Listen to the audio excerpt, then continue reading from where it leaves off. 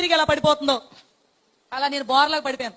ఎప్పుడైతే నేను బోర్లాగా పడిపోయానో ఆయనకి ఎంత బలం ఉంది, అంత బలంతో ఒకే ఒక్క దెబ్బ వేశారంటే అది వేడి పెన్ను పోసి అడ్డంగా దిగిపోయింది గోడలు. ఏం మాట్లాడుతున్నావురా? నరాలు కట్టయిపోయింది.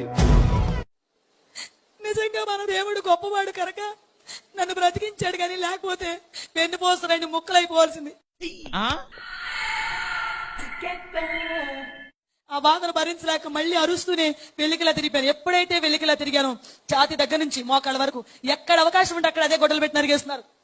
ఇటు అరుగుతుంటే అటు తిరుగుతున్నాను, అటు అరుగుతుంటే ఇటు తిరుగుతున్నాను. అనుకోకుండా ఒక గొడ్డల దెబ్బ వచ్చి కరెక్ట్ గా నా ఎడమ వైపున ఉన్న మోకాల్లో దిగిపోయిందండి గొడ్డలు. నాకు ఏడుపు వస్తుందిరా.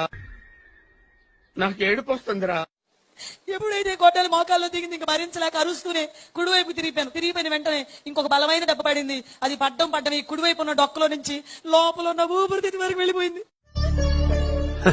సరే తరలే, ఎన్నెన్నో అనుకుంటాం, అన్ని జరుగుతాయా ఏమిటి?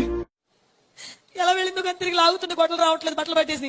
ఇప్పుడు నా పరిస్థితి ఎలా ఉందంటే మనం కోడిని గనక మెడగోసి ప్రక్కన వదిలేస్తే ఎలా తన్నుకుంటుందో అంతకంటే భయంకరంగా నేను తన్నుకోవడం ప్రారంభించాను. ముఖ్యంగా నాకు కళ్ళు కనపట్లేదు, కళ్ళ నిండా రక్తం పడిపోయింది. ఏం జరుగుతుందో నాకు తెలియదు. ఇల్లంతా అలా కొట్టుకుంటూనే ఉన్నాను. తలుపు దగ్గర ఇటుక రాయి తీసుకుని నా దగ్గరకు వచ్చారు.